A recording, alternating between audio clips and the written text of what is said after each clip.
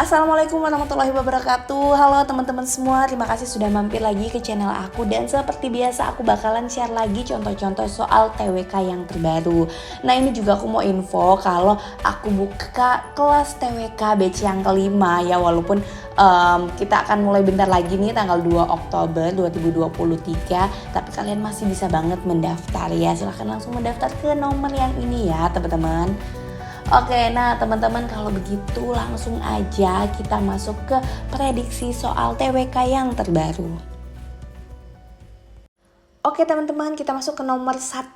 Pasca amandemen pasal 28H ayat 2 berbunyi, setiap orang berhak mendapatkan kemudahan dan perlakuan khusus untuk memperoleh kesempatan dan manfaat yang sama guna mencapai persamaan dan keadilan.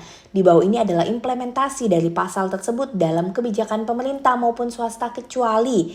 Oke, nah teman-teman, pasal 28H ini berarti implementasi bagaimana pemerintah melalui kebijakannya memberikan kesempatan, kemudahan, dan perlakuan khusus untuk individu dari kelompok manapun yang ditetapkan melalui kebijakannya pemerintah untuk memperoleh kesempatan dan manfaat yang sama untuk mencapai persamaan dan juga keadilan di negara kita. Nah, jadi teman-teman coba kita lihat di sini yang digarisbawahi adalah kecuali, berarti kita cari opsi yang tidak menunjukkan hal tersebut. Oke, kita lihat A, pemberian kuota khusus dalam tes CPNS bagi putra Papua. Ya teman-teman, ini berarti ada kemudahan dan perlakuan khusus untuk putra Papua dalam mengikuti tes CPNS ya. Mungkin karena ingin percepatan pembangunan di Papua makanya ditetapkan kebijakan ini bagi putra Papua. Jadi A ini betul ya, bagaimana bentuk perlakuan khusus untuk memperoleh kesempatan dan manfaat yang sama untuk mencapai persamaan dan keadilan. Oke, kita lihat B, pemerintah mewujudkan sarana pendidikan tinggi dengan berbagai jurusan. Oke teman-teman, kalau pemberian sarana pendidikan tinggi ini untuk siapa saja ya, jadi tidak ada kategori perlakuan khusus di dalamnya karena ini secara umum perwujudan sarana pendidikan tinggi. Jadi kalau B ini lebih ke fungsi pemerintah dalam mengembangkan sumber daya manusia atau warga negaranya melalui pendidikan. Jadi kita bisa lihat kalau B ini kurang tepat untuk masuk ke implementasi pasal 28H ayat 2 ini ya. Tapi nggak apa-apa teman-teman, kita lihat opsi yang lainnya juga biar kita lebih yakin nih. Oke, di opsi C, penetapan kuota khusus bagi pekerja penyandang disabilitas pada perusahaan swasta. Nah ini teman-teman berarti ada perlakuan khusus untuk pekerja disabilitas dalam lowongan kerja di perusahaan swasta. Berarti C ini juga memperlihatkan implementasi pasal 28H ayat 2 ini. Oke, kita lihat opsi selanjutnya D, pemberian jalur dan tempat duduk khusus bagi lansia di kendaraan umum. Ya teman-teman, ini juga jelas bagian dari memberikan kemudahan dan perlakuan khusus untuk mencapai persamaan dan keadilan ya. Karena lansia mungkin kekuatannya sudah kurang, jadi diberikan tempat duduk khusus supaya mereka juga memperoleh keadilan. Oke, pemberian kemudahan dalam perizinan berusaha bagi pelaku UMKM. Oke teman-teman, ini adalah perlakuan khusus untuk pelaku UMKM atau usaha mikro, kecil, dan menengah. Jadi khusus untuk pelaku UMKM itu dipermudah izin usahanya. Tentunya tujuannya supaya mereka juga memperoleh kesempatan dalam berusaha dan juga keadilan daya banding dengan perusahaan-perusahaan besar dalam memperoleh izin ya. Jadi teman-teman di sini berarti kita udah yakin bahwa yang kecuali ada di opsi B, pemerintah mewujudkan sarana pendidikan tinggi dengan berbagai jurusan. Oke, soal yang kedua, kebakaran yang terjadi di kawasan savana Gunung Bromo beberapa waktu lalu juga menimbulkan luka dan kerugian yang mendalam di industri pariwisata dan ekonomi kreatif. Bahkan nilainya mencapai hingga puluhan miliar rupiah. Kebakaran Bromo ini terjadi karena ulah sekelompok orang yang melakukan pemotretan prewedding dengan menggunakan flare beberapa waktu lalu. Flare yang tidak dapat dikendalikan oleh rombongan tersebut akhirnya meluas hingga lebih dari 900 hektar. Kebakaran ini menyebabkan kerugian negara untuk memadamkan api, turunnya pendapatan pariwisata, serta kerugian lainnya yang dialami penduduk sekitar. Hal ini menyalahi sila keberapa teman-teman? 1, 2, 3, 4 ataukah 5? Oke, nah teman-teman kita lihat di sini di cerita ini diperlihatkan bahwa ada sekelompok orang yang akhirnya menimbulkan kerugian bagi banyak orang ya, baik itu bagi negara, bagi pariwisata, kemudian bagi penduduk sekitar, juga bagi lingkungan secara langsung ya. Nah teman-teman, terkait merugikan kepentingan umum itu ada di butir sila kelima ya. Bunyinya yaitu tidak menggunakan hak milik untuk hal-hal yang bertentangan atau merugikan kepentingan umum. Jadi ini mereka menggunakan flare-nya yang akhirnya dapat merugikan kepentingan umum ya teman-teman. Jadi jelas jawabannya ada di sila yang kelima atau E. Jadi teman-teman, di sini saya kasihin bahwa kalau untuk sila kelima itu adalah pengaturan mengenai hubungan di dalam kelompok masyarakat ya, baik kepada lingkungan, kemudian di bidang-bidang sosial, kemudian kepada antara warga dengan negara, kemudian misalnya pekerja dengan perusahaan. Jadi hubungan-hubungan yang terkait cara kita berinteraksi di dalam kelompok. Baik teman-teman, kita masuk ke soal yang ketiga. Ini lumayan panjang ya teman-teman, dan termasuk soal penalaran juga. Pemberontakan GAM atau Gerakan Aceh Merdeka adalah pemberontakan di Aceh yang menuntut pemisahan dari Indonesia. Pemberontakan ini dimulai pada 4 Desember 1976 dan dipimpin oleh Hasan Ditiro.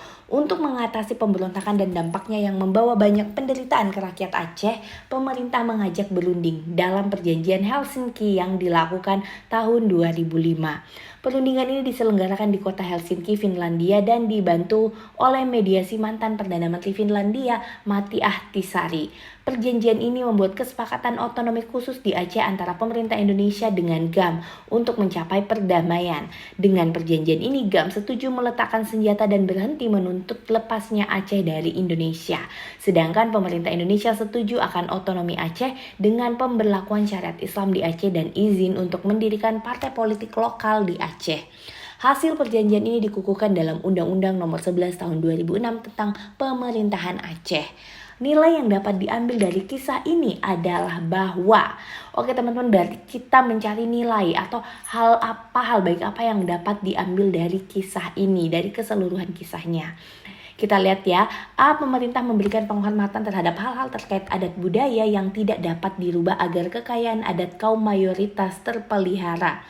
Kemudian B. Musyawarah yang dilakukan dengan hati nurani yang luhur serta diliputi dengan semangat persatuan akan dapat menghasilkan mufakat. Kemudian C. Diperlukan keterlibatan pihak lain dalam menyelesaikan permasalahan internal bangsa. Kemudian D. Setiap daerah harus dihormati kekhususannya sehingga perlu penerapan otonomi khusus untuk setiap daerah.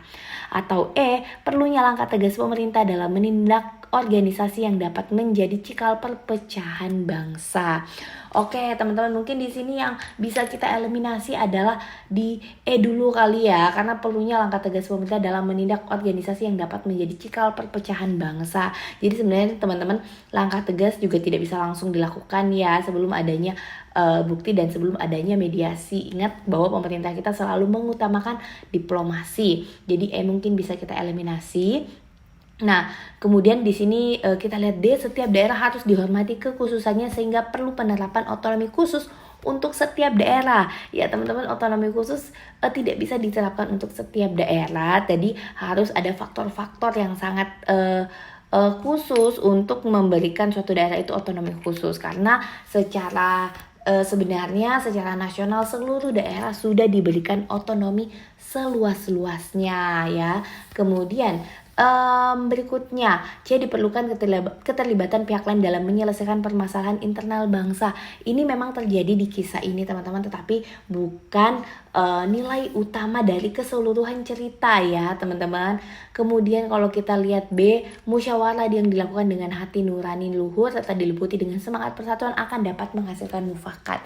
Jadi teman-teman, keseluruhan cerita ini diceritakan bahwa adanya GAM yang mau melepaskan diri, kemudian melalui mediasi, kemudian duduk bersama melalui perundingan, akhirnya terjadi kesepakatan antara kedua belah pihak, kemudian dituangkan dalam undang-undang. Jadi ini memperlihatkan proses musyawarah demi persatuan.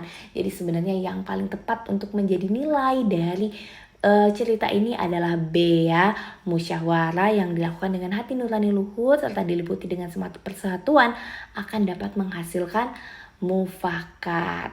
Oke, baik, berarti jawabannya B. Oke, teman-teman, kita masuk ke soal yang keempat. Ini juga soal penalaran di materi nasionalisme.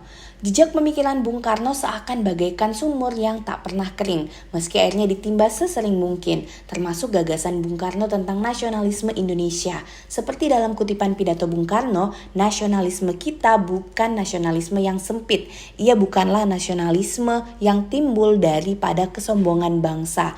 Ia adalah nasionalisme yang lebar, nasionalisme yang timbul daripada pengetahuan atas susunan dunia dan riwayat.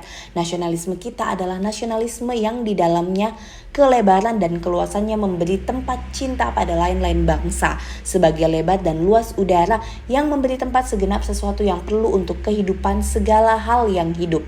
Hal yang terkandung dalam pidato Bung Karno tersebut kecuali. Oke teman-teman, nah berarti kita akan melihat pidato ini apa hal yang terkandung di dalamnya. Dan di sini ada kata kecuali, berarti kita akan cari opsi yang tidak ya teman-teman. Jadi teman-teman mungkin saya simpulkan dulu isi dari pidatonya Bung Karno ini. Sebenarnya ini memperlihatkan bahwa nasionalisme yang ingin dibangun Bung Karno di bangsa Indonesia itu bukan nasionalisme seperti yang dibangun oleh bangsa-bangsa penjajah terhadap masyarakatnya. Jadi nasionalisme kita itu tidak ada kesombongan di dalamnya. Maksudnya kita merasa bahwa kita adalah bagian dari seluruh dunia ya, karena kita tahu akan bagaimana riwayat susunan dunia ini, bahwa semua bangsa itu memiliki keterkaitan. Jadi kita tidak ada kesombongan akan bangsa kita, tidak merasa bangsa kita yang paling superior ya. Dan kemudian di sini disebutkan kita memberikan tempat cinta pada lain-lain bangsa. Artinya kita mewujudkan rasa cinta kepada semua bangsa yang lainnya juga, dan memberikan tempat kepada segenap untuk hidupnya segala hal yang hidup. Artinya kita menjunjung nilai kemanusiaan karena kita menghormati kehidupan siapapun di sini. Jadi kita lihat opsi-opsi apa yang tidak terkandung dari pidato tersebut. Oke, kita lihat di opsi A. Nasionalisme bangsa Indonesia tidaklah dibangun di atas sentimen ras. Ini betul ya, berarti kita tidak merasa bahwa hanya ada satu ras yang paling superior ya. Oke, berarti A ini betul. Kemudian B, nasionalisme Indonesia menjunjung nilai kemanusiaan. Betul ya, yang tadi kita memberikan tempat untuk segala hal yang hidup. B ini berarti betul nilai dalam pidato. Kemudian C, bangsa Indonesia tidak bersikap apatis terhadap isu global. Jadi di sini sudah diterangkan bahwa kita memberikan tempat untuk cinta kepada semua bangsa lain. Berarti kita tidak cuek akan isu-isu global ya. Berarti C ini betul. Kemudian D, bangsa Indonesia mewujudkan kesejahteraan sosial khusus bagi bangsa Indonesia. Oke teman-teman, kalau tadi pidatonya itu sebenarnya pada umumnya menceritakan bahwa kita nasionalisme kita ini tidak bersikap egois terhadap bangsa lain, memberikan tempat kepada bangsa lain dan menjunjung kemanusiaan untuk seluruh orang di dunia ini. Berarti D ini walaupun mungkin pernyataan yang tepat bahwa bangsa Indonesia mau mewujudkan kesejahteraan sosial, tetapi bukan melupakan nilai yang terkandung di dalam pidato tersebut. Jadi bisa kita simpulkan kalau D ini tidak terkandungnya. Jadi D ini jawaban yang sangat mungkin. Kita lihat dulu ke opsi E. Sejarah menunjukkan keterikatan bangsa yang satu dengan yang lainnya. Oke, di sini dikatakan nasionalisme kita timbul atas pengetahuan atas susunan dunia dan riwayat. Yang artinya kita tahu bahwa susunan dunia itu saling berkaitan antara satu bangsa dengan yang lain. Jadi E ini juga betul nilai yang terkandung. Oke, teman-teman, kalau begitu akhirnya kita dapat menyimpulkan bahwa benar D inilah hal yang tidak terkandung dalam pidato Bung Karno tersebut. Oke, berikutnya kita masuk ke soal nomor 5. Ini mengenai bela negara, tapi pastinya kita harus paham dulu apa saja nilai-nilai bela negara dan kemudian kita nalarkan dengan soal ini. Oke, langsung aja ya. Sutomo, H.S. Cokroaminoto, Muhammad Hatta, Soekarno, Ki Hajar Dewantara, Muhammad Yamin, Does Dekker adalah beberapa dari sekian banyak tokoh intelektual yang berpengaruh dalam pergerakan bangsa Indonesia pada masa-masa memperjuangkan kemerdekaan. Dan pada saatnya pemikiran mereka diwujudkan dalam Sumpah Pemuda, persiapan kemerdekaan, hingga proklamasi kemerdekaan Republik Indonesia. Seluruh usaha tersebut tidak terhenti dengan kemerdekaan saja. Justru proklamasi pada 17 Agustus 1945 menjadi awal dari perjuangan bangsa Indonesia untuk meraih kemerdekaan yang sesungguhnya, bebas dari belenggu penindasan, kemiskinan, dan ketertinggalan. Oleh karena itu kita sebagai penerus bangsa harus memiliki sikap Oke teman-teman, berarti kita harus lihat sikap apa nih yang harus kita tunjukkan terkait dari cerita tadi ya, semangatnya para pejuang, para tokoh-tokoh intelektual kita. Kita lihat ya, membekali diri dengan kemampuan angkat senjata agar tidak lagi terjerat belenggu penjajahan. Oke teman-teman, opsi A ini kayaknya sedikit kurang relevan untuk masa sekarang ini ya. Dan juga di cerita ini diperlihatkan bagaimana perjuangan tokoh-tokoh intelektual melalui berbagai cara diplomasi dan pencurahan pemikiran dan kecerdasan mereka. Jadi A ini kurang relevan dengan soal ya, karena di sini yang digarisbawahi malah angkat senjata ya.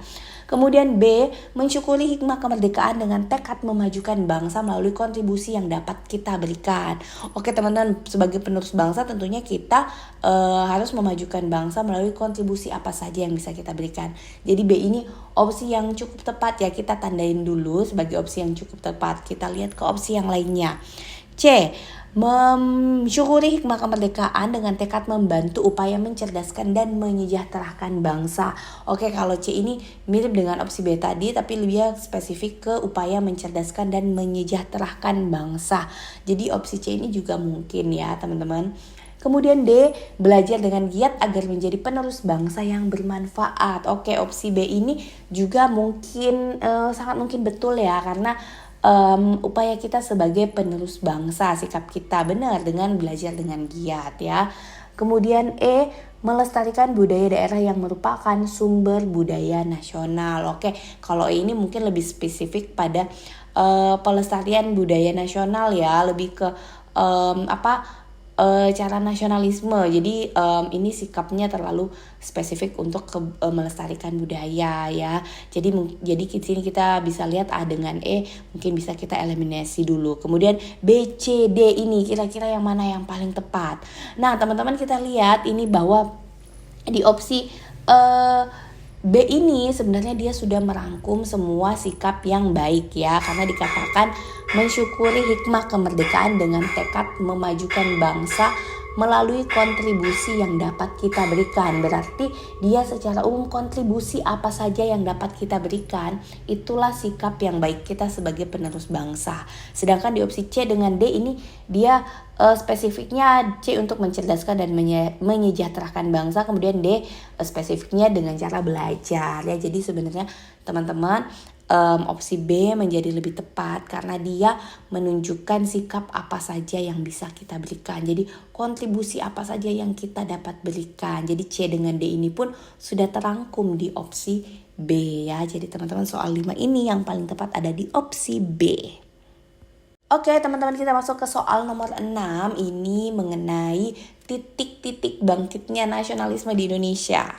Oke, langsung aja. Kebangkitan nasional adalah bangkitnya semangat nasionalisme, persatuan, kesatuan, dan kesadaran suatu bangsa yang muncul dari para rakyat, terutama anak-anak muda.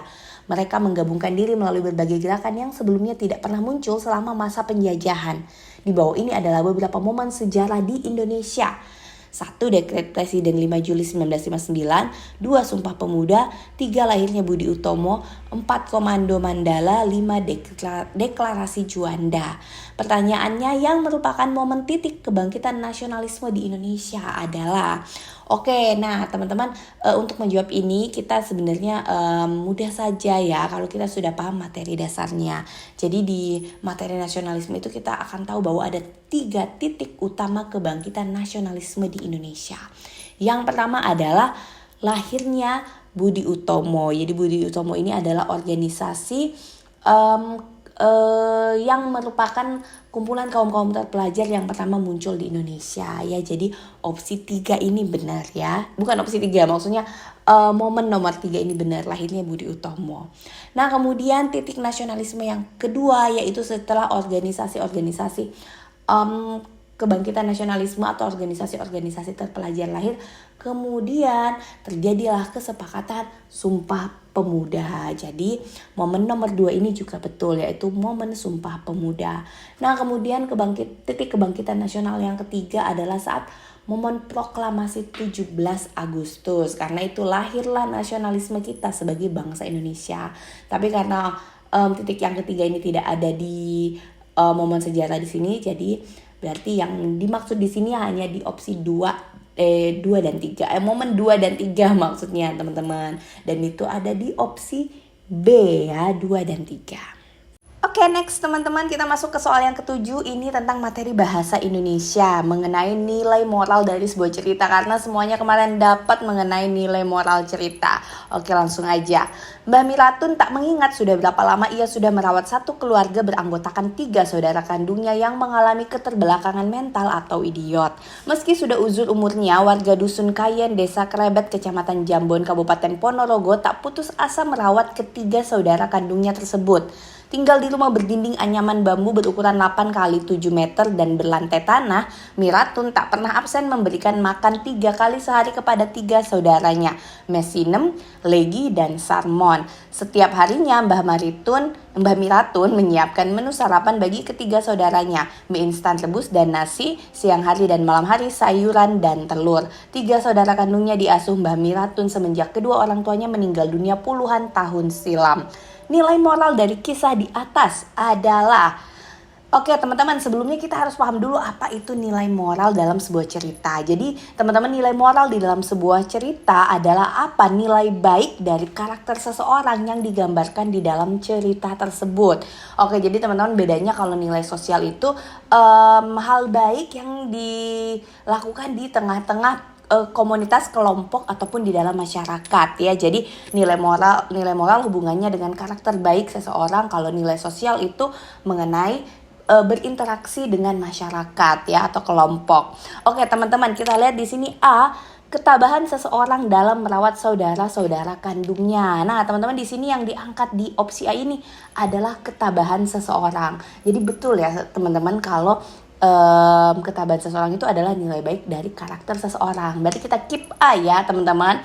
Oke, nah kemudian B, makan yang teratur sangat diperlukan oleh penderita keterbelakangan mental. Ini sebuah pernyataan tetapi bukan nilai moral yang digambarkan ya teman-teman.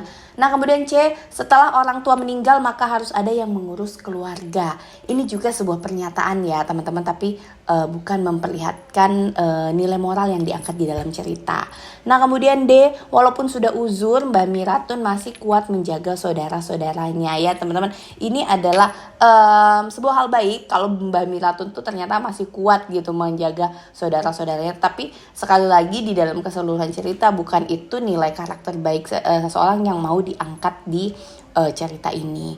Nah kemudian semestinya keluarga dan tetangganya membantu Mbah Miratun merawat saudara-saudaranya. Nah sekali lagi teman-teman, ini bukan meng-highlight karakter baik dari Mbah Miratun, tapi lebih ke sugesti ya kepada saudara-saudara lainnya dan juga tetangga.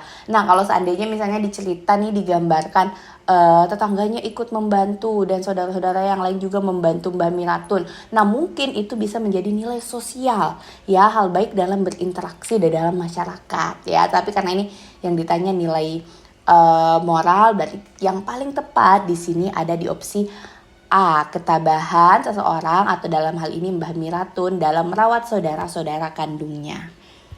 Oke teman-teman, kita masuk ke nomor 8, ini mengenai organisasi nasionalisme. Nah sebelumnya, di tahun sebelumnya maksudnya, organisasi nasionalisme itu menjadi salah satu topik yang semuanya dapat ya teman-teman. Jadi kalau misalnya teman-teman juga mau memperdalam materi dan contoh-contoh soal dari organisasi nasionalisme ini, teman-teman boleh ke video saya yang satu lagi ya, yang judulnya adalah organisasi soal-soal dan materi organisasi nasionalisme. Jadi nanti teman-teman boleh ke situ untuk memperdalam yang soal-soal seperti di soal nomor 8 ini. Oke, kita langsung aja. Muhammadiyah merupakan salah satu organisasi Islam yang memperjuangkan kemerdekaan Indonesia. Muhammadiyah sangat berkontribusi besar dalam mencapai kemerdekaan Indonesia sehingga bangsa Indonesia dapat terlepas dari belenggu penjajahan. Hal tersebut disebabkan oleh terobosan-terobosan yang dilakukan oleh Muhammadiyah. Berikut ini adalah kontribusi terbesar Muhammadiyah dalam masa pergerakan nasionalisme adalah. Oke, teman-teman, kita lihat di sini mengenai Muhammadiyah ya, teman-teman. Kita lihat opsinya dulu ya. A, anggota-anggotanya berjuang dalam memasuki bidang politik pemerintah. Nah, ini betul ya, teman-teman, bahwa Muhammadiyah itu anggota-anggotanya kemudian ikut di bidang politik pemerintah. Kemudian B, mendirikan rumah sakit untuk meningkatkan tingkat kesehatan keluarga pribumi. Ini juga lumayan betul. Kenapa? Karena Muhammadiyah memang sampai sekarang bahkan rumah sakitnya masih ada, dan zaman dulu, zaman pergerakan nasional juga ini salah satu kontribusi Muhammadiyah. Kemudian C, mendirikan sekolah dengan akses bagi pribumi sebagai upaya mencetak manusia yang berkualitas dan bermartabat. Jadi betul juga ya teman-teman, Muhammadiyah zaman pergerakan nasional saat pendidikan masih terbatas hanya untuk kalangan tertentu, Muhammadiyah hadir dengan sekolah-sekolahnya yang memberikan pengajaran bagi pribumi dengan corak agama Islam. Nah kemudian D, memurnikan kembali ajaran agama Islam yang sesuai syariat. Nah teman-teman, awal sekali berdirinya Muhammadiyah tujuannya adalah ini. Jadi Bapak Kiai Haji Ahmad Dahlan itu punya tujuan untuk memurnikan kembali ajaran agama Islam. Karena kenapa? Beliau waktu itu melihat ajaran agama Islam khususnya waktu itu di daerah tempat beliau yaitu di Yogyakarta sudah sangat banyak terkontaminasi dengan seperti budaya dan aliran dan kelompok-kelompok lainnya. Jadi beliau punya tujuan utama adalah untuk memurnikan kembali ajaran agama Islam. Tapi teman-teman, ini adalah tujuan awalnya. Kemudian E, mendirikan panti jompo untuk merawat para pejuang yang kehilangan keluarganya. Ini juga salah satu kontribusi Muhammadiyah. Nah teman-teman, kalau semuanya memang benar kontribusi Muhammadiyah, gimana kita memilihnya ya? Jadi di sini teman-teman kita balik ke soal seperti biasa. Untuk soal penalaran kita balik ke soal kontribusi terbesar Muhammadiyah Pak dalam masa pergerakan nasionalisme. Ini yang ditanyakan ya, kontribusi terbesarnya saat masa pergerakan nasionalisme. Ya, jadi teman-teman, dalam masa pergerakan nasionalisme itu pembaharuan dan tindakan tegas Muhammadiyah yaitu dalam bidang pendidikan di Indonesia. Jadi Muhammadiyah akhirnya memberikan harapan besar untuk Indonesia melawan penjajah melalui generasi terpelajar. Jadi hadirnya pendidikan yang didirikan oleh Muhammadiyah ini mampu memberantas kebodohan, karena pada masa penjajah itu kolonial Hindia Belanda tidak semua lapisan masyarakat bisa menimba ilmu di sekolahnya Belanda. Nah kemudian pendidikan yang ditawarkan oleh Muhammadiyah ini akhirnya menjadi salah satu pedang yang ampuh untuk memukul mundur penjajahan di Indonesia. Jadi akhirnya cara-cara diplomasi, cara-cara terpelajar, akhirnya lah itulah cara-cara yang berhasil memukul mundur penjajah. Ternyata bukan dengan cara-cara angkat senjata, lebih ke cara-cara untuk mengisi generasi muda dengan pendidikan. Itulah yang menjadi kontribusi utama Muhammadiyah dalam masa pergerakan nasionalisme. Oke teman-teman, kita masuk ke nomor 9. Untuk meningkatkan peran dan sinergi stakeholder energi, unsur pemerintah dan pemerintah daerah, akademisi, pelaku usaha dan masyarakat dalam pengelolaan energi yang berkelanjutan serta meningkatkan kemampuan daerah dalam menyusun perencanaan energi daerah, Pusat Data dan Informasi atau Pusdatin ISDM menyelenggarakan Seminar Nasional Perencanaan Energi Daerah atau PED sebagai bagian dari komunikasi antara pusat dengan daerah. Sebelum seminar dimulai, MC membacakan susunan acara yang mana setelah pembukaan oleh MC, seminar akan dilanjutkan dengan pembacaan doa, dan setelah itu seluruh peserta seminar akan bersama-sama menyanyikan lagu Indonesia Raya. Dalam susunan acara tersebut terkandung nilai Pancasila, yaitu oke, kita lihat pilihannya. A. Ketuhanan dan persatuan, B. Ketuhanan dan keadilan sosial, C. Kemanusiaan dan persatuan, D. Musyawarah dan keadilan sosial, atau E. Kemanusiaan dan persatuan. Oke teman-teman, kita lihat di sini apa susunan acara yang dimaksud. Jadi di sini setelah itu seminar MC membacakan susunan acaranya, di mana setelah MC-nya pembukaan akan ada pembacaan doa dan akan bersama-sama menyanyikan lagu Indonesia Raya. Nah teman-teman, jelas dalam susunan acara ini pembacaan doa menunjukkan nilai ketuhanan ya. Berarti kita mengakui bahwa kita percaya kelancaran acara itu tidak lepas dari campur tangan Tuhan. Nah kemudian menyanyikan lagu Indonesia Raya. Jelas teman-teman ya, menyanyikan lagu Indonesia Raya itu berarti kita mengingat simbol atau identitas negara kita, identitas bangsa kita, yaitu dengan menyanyikan lagu kebangsaan kita. Ini adalah nilai persatuan ya teman-teman. Jadi jelas ini jawabannya ada di opsi A, yaitu nilai ketuhanan dan persatuan. Oke, berikutnya teman-teman kita masuk ke nomor 10 atau nomor yang terakhir ya. Ini mengenai bela negara. Ini ceritanya cukup panjang ya teman-teman. Ayo kita baca sama-sama. Angka pemilih golput di negeri ini terbilang tinggi, namun Lina tetap antusias menggunakan hak pilihnya. Bayangkan diberi kesempatan berpartisipasi untuk pertama kalinya, lalu kusia-siakan begitu saja. Toh yang kupilih adalah pemimpin untuk daerahku sendiri, sosok kepala daerah yang akan mengatur wilayah ini. Bukan asal datang ke TPS lalu pulang-pulang dapat tinta di jari. Lina menyimak betul bagaimana profil kedua pasangan Cagup dan Cawagup Jawa Tengah. Mereka beberapa kali melakukan kampanye dan debat di televisi, memaparkan program kerja dan visi misi. Dari sana Lina mulai meraba-raba pemimpin mana yang kiranya lebih baik untuk wilayah ini. Lina merasa memang cuma seorang mahasiswa semester 4, tidak ikut mencoblos pun rasanya tak banyak berpengaruh. Sayang negeri ini punya banyak orang-orang terpelajar tapi tak mau peduli. Lina tidak ingin menjadi seperti mereka, selagi ada kesempatan akan digunakan sebaik-baiknya. Terkait nilai bela negara, maka nilai yang dapat diambil dari kisah tersebut adalah, oke teman-teman, berarti kita harus ingat nilai-nilai dasar bela negara ya teman-teman, dan juga bagaimana contoh-contoh implementasinya. Jadi kita kaitkan cerita yang Lina ini yang pertama kalinya akan ikut mencoblos kepala daerahnya, yaitu Cagup dan Cawagup Jawa Tengah, di mana dia dengan seksama memperhatikan kampanye dan debat di televisi untuk melihat visi misi dari para Cagup dan Cawagup, supaya dia punya bayangan kira-kira yang mana nih pemimpin yang paling cocok. Dan dia mengatakan dia tidak mau menjadi orang yang tidak peduli dengan kesempatan mencoblos ini. Maksudnya dia akan menggunakannya ini dengan sebaik-baiknya, makanya dia memperhatikan dengan sesama pemimpin mana yang menurut dia kira-kira baik untuk daerahnya. Nah, kita lihat terkait nilai bela negara apa yang kita ambil dari sikapnya si Lina ini ya. Oke, kita lihat di A. Lina menyadari bahwa yang harus memilih pimpinan di suatu daerah adalah masyarakat daerah itu sendiri. Nah, ini mungkin betul ya teman-teman, karena memang dia menyadari bahwa ini harus dipilih oleh masyarakat daerah sendiri. Tapi sebenarnya pengaturan tersebut itu juga sudah dilakukan sendiri. Tanpa Lina sadari pun itu memang sudah menjadi peraturan pemilu, bahwa yang memilih pemimpin daerah adalah mereka yang punya KTP di daerah tersebut. Jadi ini kita keep aja walaupun kita masih ragu ya ini paling benar atau tidak. Kemudian B, kesempatan mengikuti pemilihan kepala daerah baru dimiliki seseorang di usia tertentu sehingga tidak boleh disia-siakan. Nah teman-teman, sekali lagi ini juga mungkin benar ya, karena Lina mengatakan ini pertama kalinya. Tetapi ketentuan batas usia ini juga memang sudah peraturan dari pemilu. Jadi tanpa Lina sadari pun ya, memang dia baru akan diberikan hak itu pada usia tertentu. Jadi ini mungkin kurang tepat ya nilai yang dapat diambil.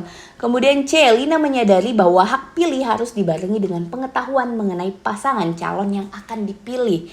Ya, oke teman-teman, ini memperlihatkan ya sikap Lina bahwa dia menonton kampanye, debat supaya dia bisa punya bayangan yang mana yang terbaik untuk daerahnya.